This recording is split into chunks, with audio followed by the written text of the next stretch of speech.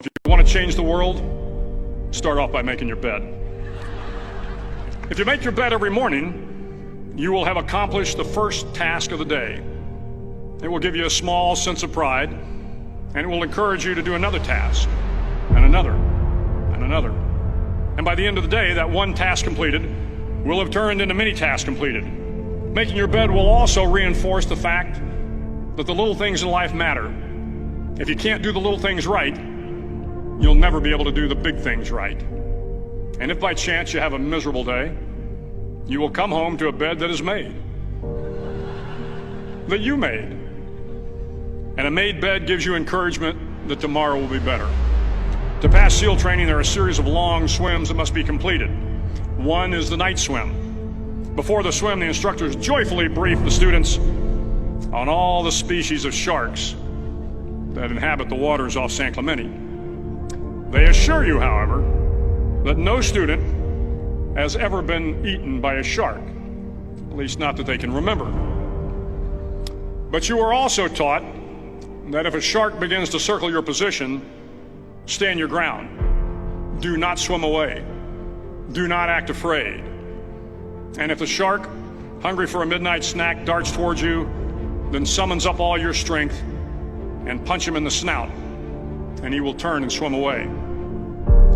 There are a lot of sharks in the world. If you hope to complete the swim, you will have to deal with them. So if you want to change the world, don't back down from the sharks. Over a few weeks of difficult training, my SEAL class, which started with 150 men, was down to just 42. There were now 6 boat crews of 7 men each. I was in the boat with the tall guys, but the best boat crew we had was made up of the little guys, the Munchkin crew, we called them.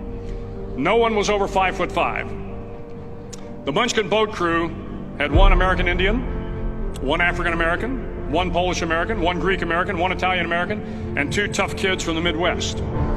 They out-paddled, outran, and outswam all the other boat crews.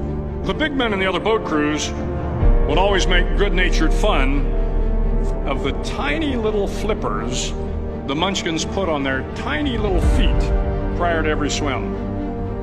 But somehow these little guys from every corner of the nation and the world always had the last laugh, swimming faster than everyone and reaching the shore long before the rest of us. SEAL training was a great equalizer. Nothing mattered but your will to succeed, not your color, not your ethnic background, not your education, not your social status.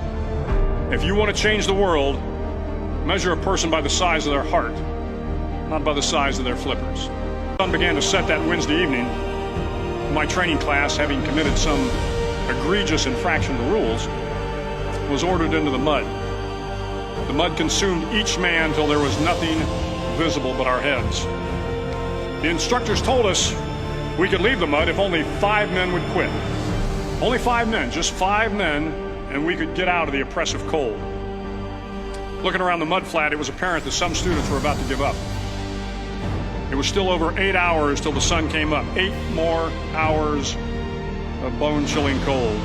The chattering teeth and the shivering moans of the trainees were so loud, it was hard to hear anything. And then one voice began to echo through the night. One voice raised in song. The song was terribly out of tune, but sung with great enthusiasm. One voice became 2, and 2 became 3, and before long, everyone in the class was singing. The instructors threatened us with more time in the mud if we kept up the singing, but the singing persisted, and somehow the mud seemed a little warmer, and the wind a little tamer, and the dawn not so far away. If I have learned anything in my time traveling the world, it is the power of hope. The power of one person, a Washington, a Lincoln, King, Mandela, and even a young girl from Pakistan, Malala. One person can change the world by giving people hope. So if you want to change the world, start each day with a task completed. Find someone to help you through life. Respect everyone. Know that life is not fair and that you will fail often. But if you take some risks, step up when the times are the toughest, face down the bullies, lift up the downtrodden, and never ever give up. If you do these things, the next generation and the generations that follow will live in a world far better than the one we have today. And what started here will indeed have changed the world for the better.